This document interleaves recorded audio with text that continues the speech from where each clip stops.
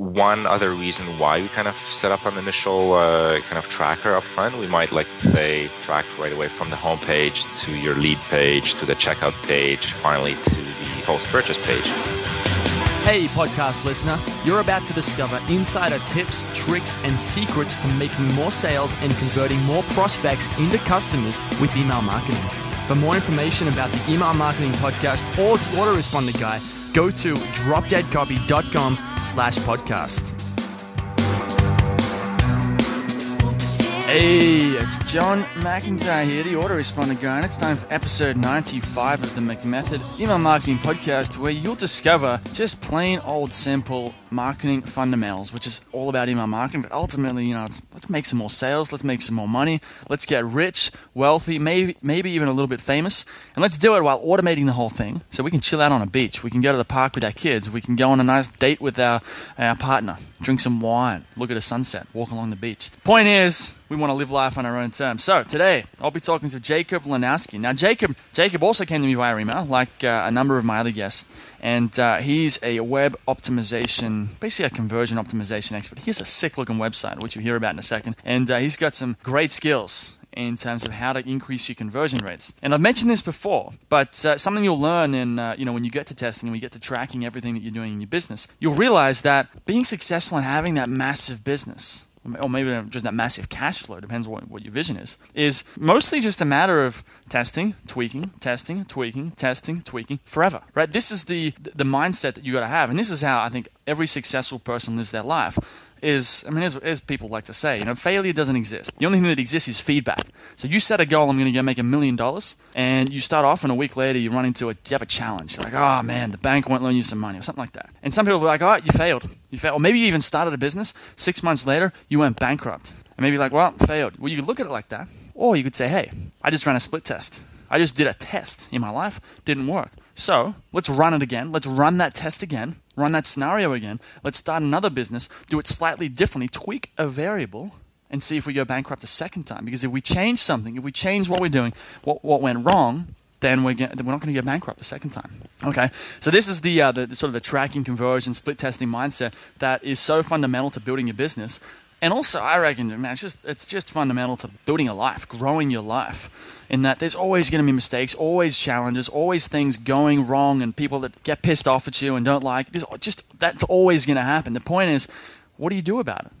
Do you run back to your little hideout in the jungle somewhere and kind of shake in your boots and just cry yourself to sleep, or do you get up, you dust yourself off, and you go, all right, what do I need to do differently this time to make it work? Because this is a little bit of a rant here, but to bring this back to building your website and building your business and building your sales. Try a sales funnel. You go write some emails like, oh man, I'm terrible at writing emails, but hey, try it again. See if you can change a few things. Maybe hire a different writer. Maybe just hire a better copywriter. Try it again.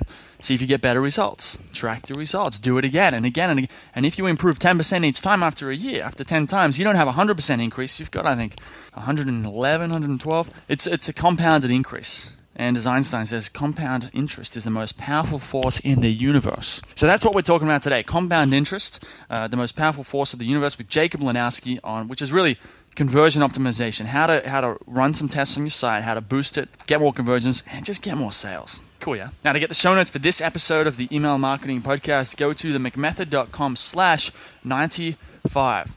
Now, this week's McMaster's Insight of the Week, true to form with this week's topic, is go and sign up to a service like Mixpanel.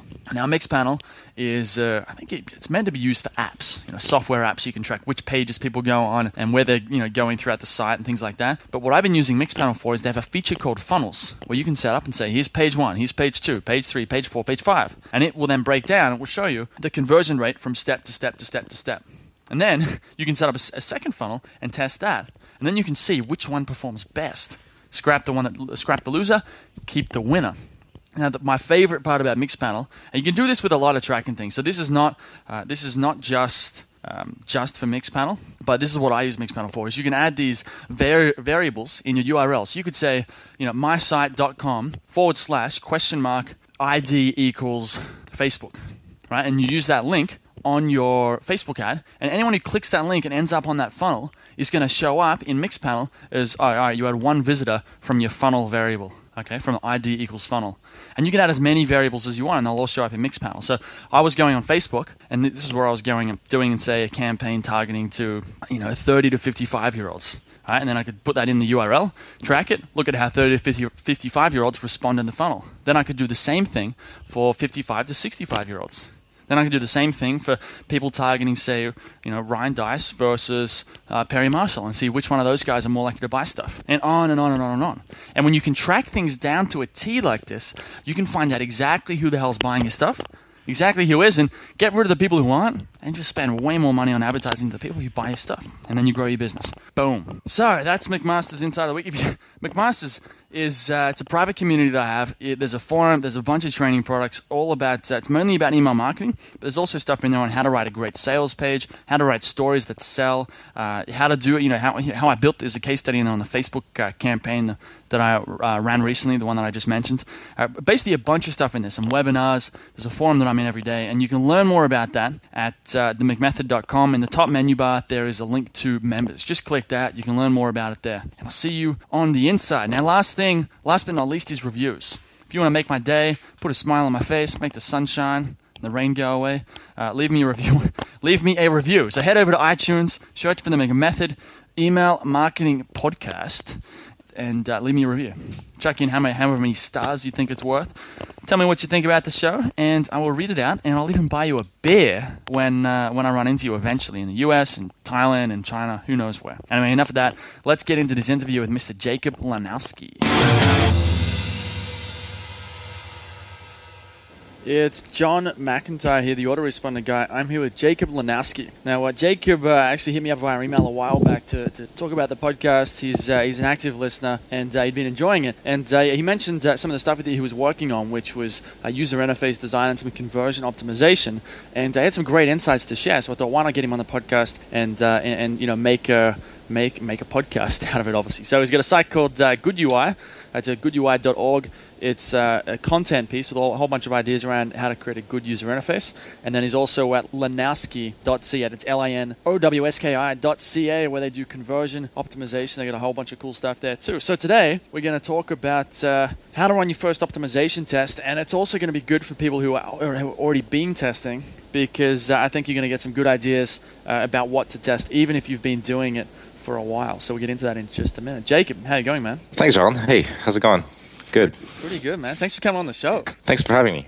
Okay, so before we get into the content or the details, can you give the listener just a little bit more of a background on who you are and what you do? Sure. So we're running a conversion optimization company, and we've been running test, learning to test as of last year, and before that, doing a bunch of UI design, concepting, and there was a time where probably a year and a half ago where we decided to basically focus mostly on measurable results that can drive the design decisions. So hence conversion optimization.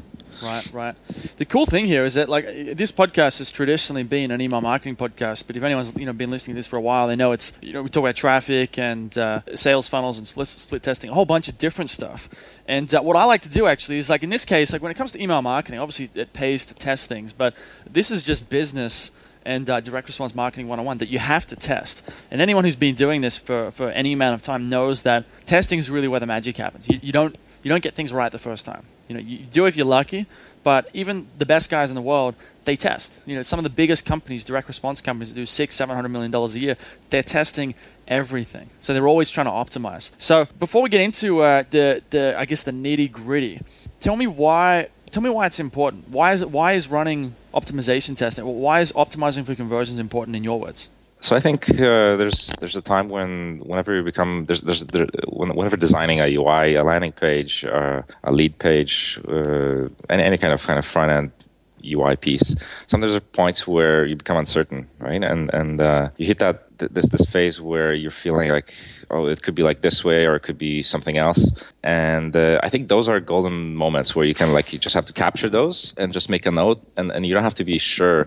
You don't have to make a decision based on that. You just kind of have to set that apart, and I think those are great candidates to explore using data. Of course, there's other moments where you might be just like there's some design elements that are just missing that are dead obvious, such as maybe there's like no benefit or no headline or no button or something like that. So I mean, those things, those moments, I think it's good to separate like the high confidence stuff from those uncertainties. Right. One thing that took me a while to get, I only got this recently when earlier this year I ran a campaign with some Facebook advertising. And I guess I learned via experience that you've really got to track everything and optimize for conversions. Well, you start off and whatever your rate is to begin with, you start with that and then you optimize. You run a split test on each step in that sales funnel, and you say you bump it, each step by 10%, and you've got 4 steps. Well, your increase isn't 40%. It's really, I think that'd be 44 or 45%. So that you've got the compound effect or compound interest.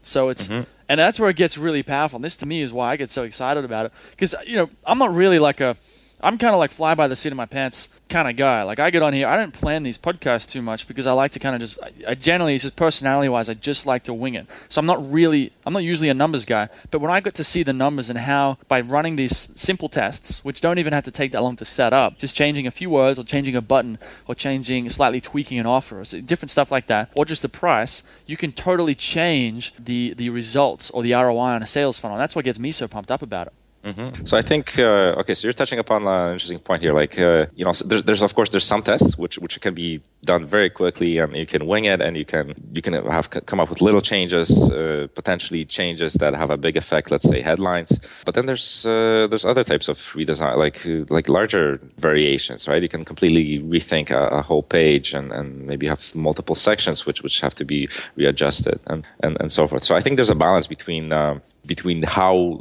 large your variations are, like how far away are they from the control.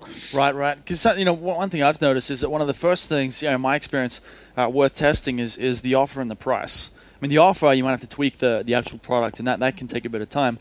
But the price side of things, usually all you have to do is drop in a new PayPal link and change the text on the page that says the price. So there's tests like that are really fast. But then like what you're talking about is maybe you want to test an entire new user interface and see how that impacts conversions.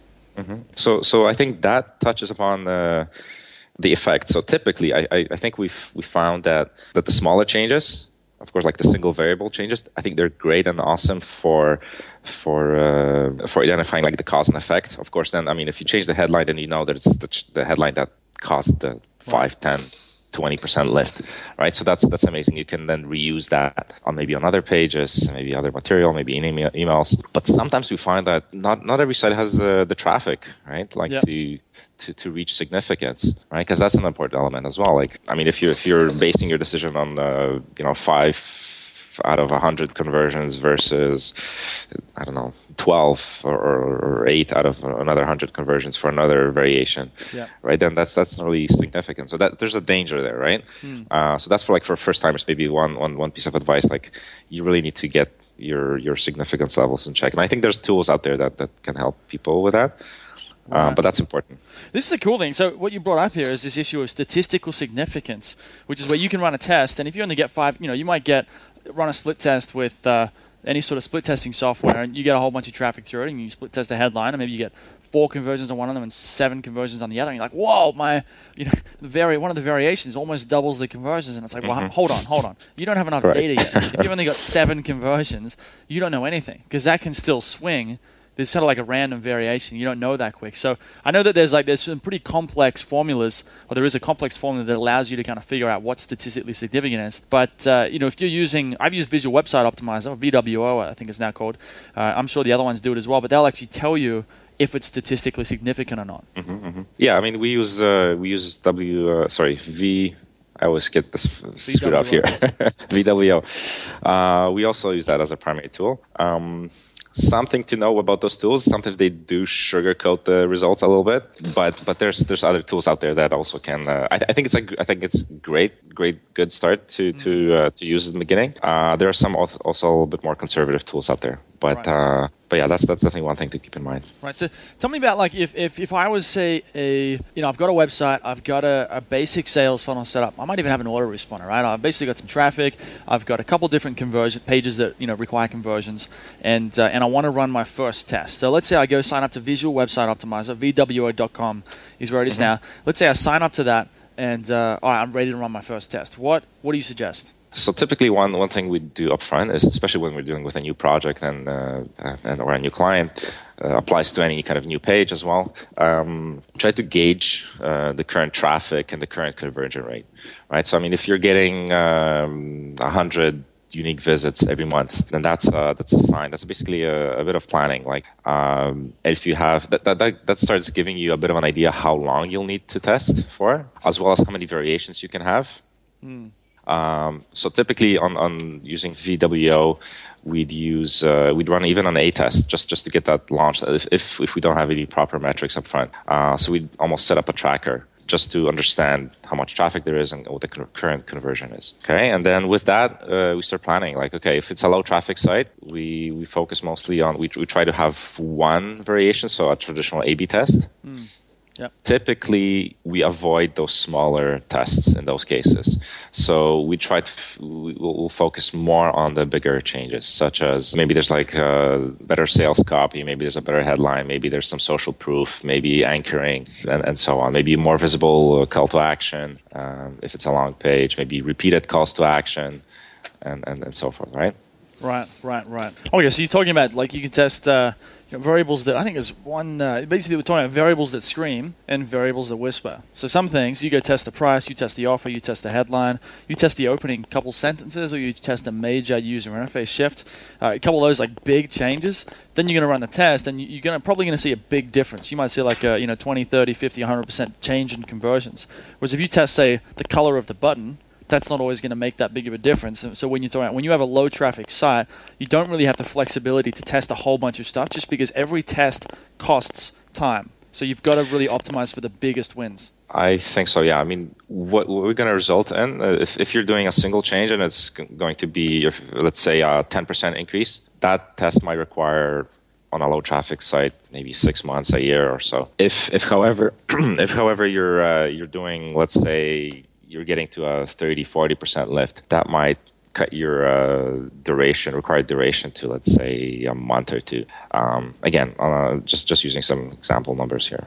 Right. One thing, I mean, like if you run into a client and they have low traffic, do you ever suggest that before they go, maybe set up the conversion test, because that's not going to take too long. When you figure out something to test, a variable that screams, go and test it or set the test up. Because once you set it up, it's running. You just let the data run and you go and do your thing.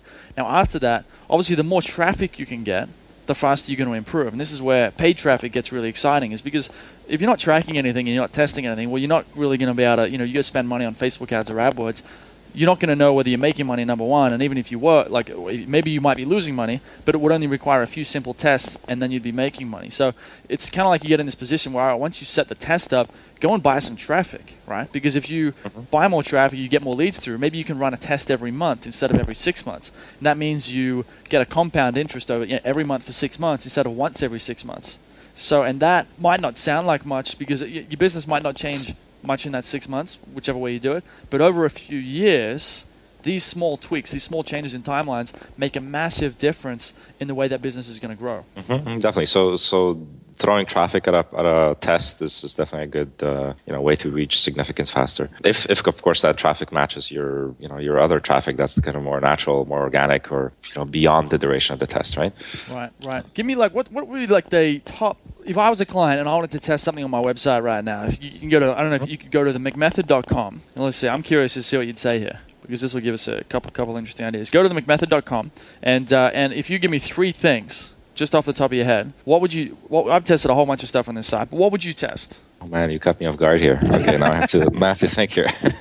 It's good making these. When you make something concrete like this, it's you get some interesting insights out of it. So I think this. I'll try to come up with something, but I think this raises an interesting point. Is like, sure, there are some things we can pull out of a bucket. Let's say we have a bunch of 50 plus tips on goodui.org that we can pull and sometimes use, and those are kind of the the generic rules of thumb, or so to say, right? Yeah. But you can also dig deeper. You can also supplement that with proper user research and listening to customers and feeling their pain points. And so John, I might ask you like, okay, so what are the first one or two questions they ask you when they speak to you about like doing consulting with you, right? What are they worried about? And that's another, of course, like good way to figure out what's wrong with this page, right? If there's anything wrong with it, right?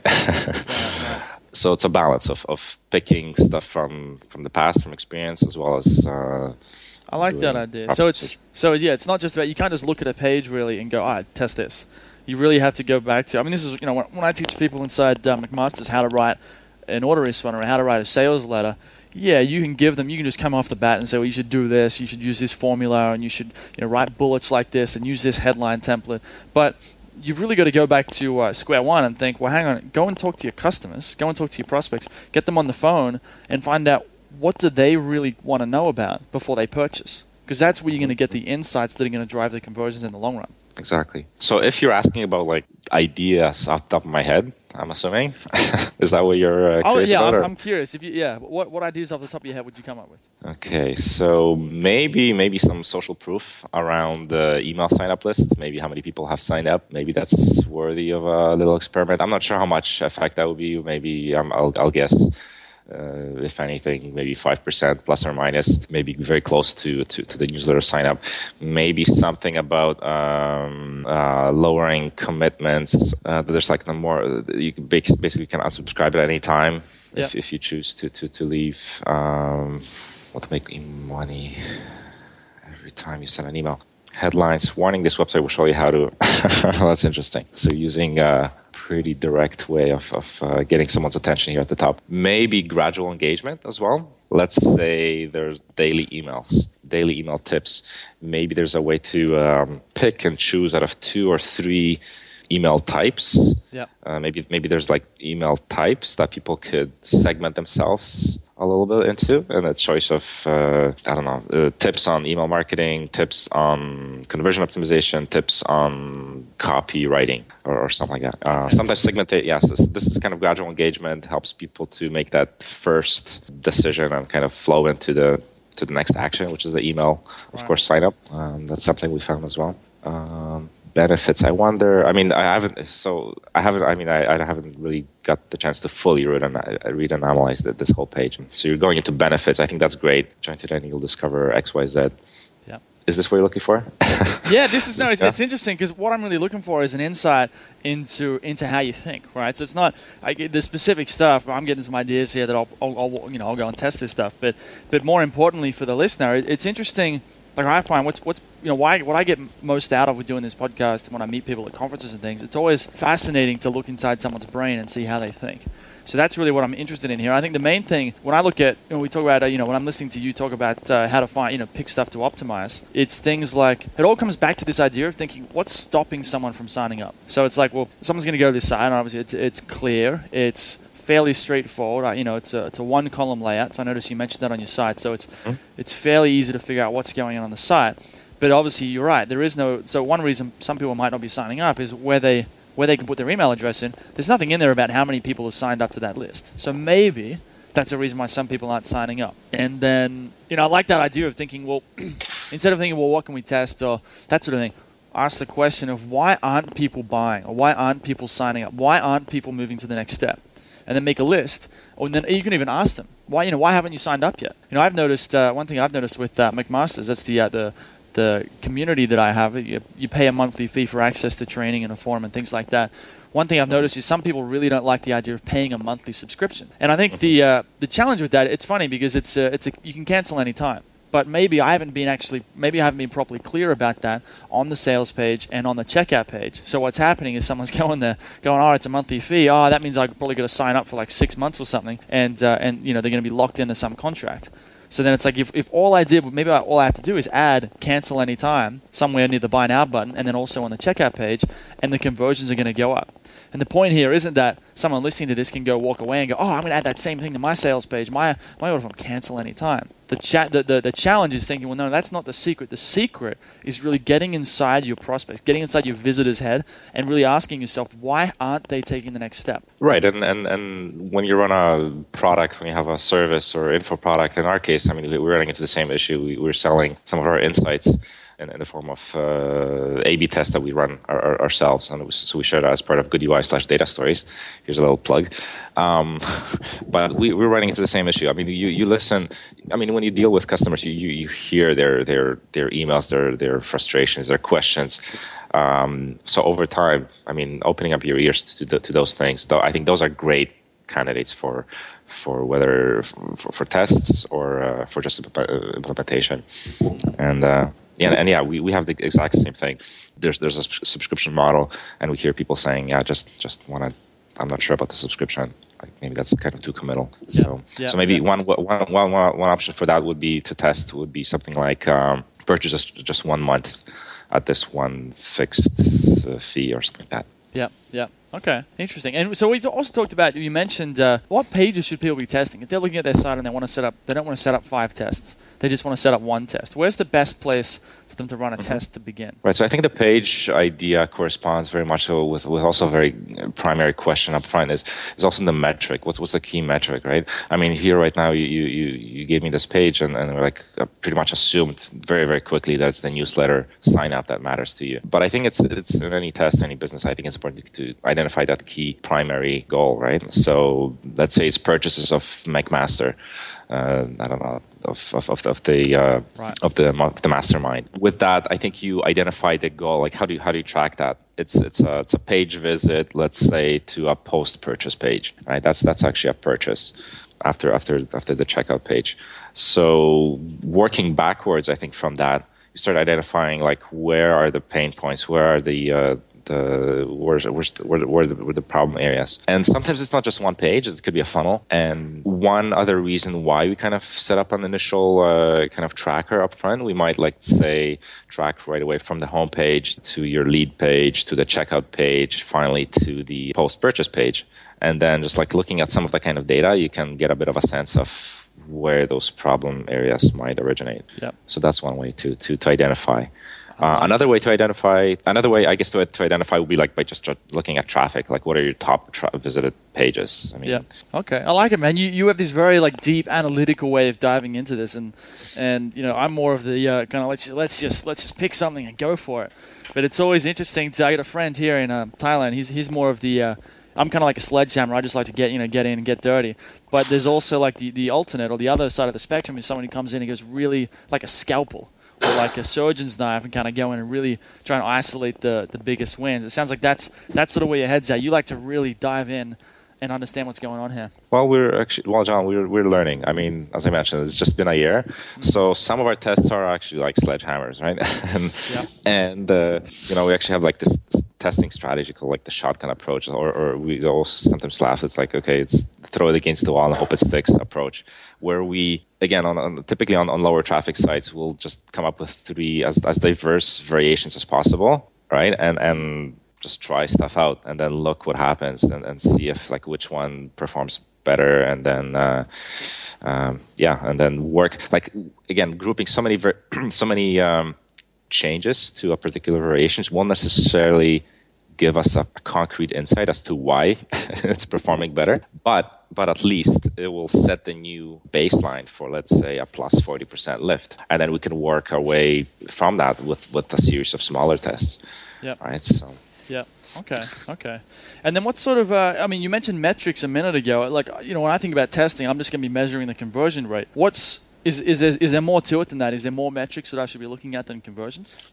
Definitely. So I mentioned this idea of primary metric, and that alleviates the pain of later on when you have, like, let's say multiple. Let's say you're tracking clicks. Let's say you're tracking what's it called? Form submits. Maybe you're tracking another page visit in your funnel, like on a between the landing page and the checkout, and then post checkout, and maybe the home page. Then let's say all of a sudden you have like 5 metrics in your test, and then you're thinking, okay, what's the most important one? And so to avoid making that decision during the test, so the first thing was like to choose what's really important up front, and then in terms of multiple metrics, I think it's always good to have those metrics tracking across the funnel, because then they can give you a bit of a sense of, let's say you have a lead page or landing page which warms up the traffic, and you have clicks there, right? So that's like your first interaction. Maybe lots of people are clicking on the clicks, but maybe there's some sort of form validation that's prohibiting them from going forward. Maybe they're getting stuck there. Maybe they don't know what to enter into a field. Yeah. And let's say that plus 30 lift is not carrying over to the next page, which only is showing like plus 5% lift. Right, then you start seeing, if there's such a high conversion rate here up front, but not necessarily carries over further down the road, then you have something to work with. Yeah. Yeah. Okay. So we're talking about like breaking it down into as granular as possible. So you can say like, all right, so someone viewed the page, then someone clicked the link, then someone, you could even track down to the events based on what forms someone filled out.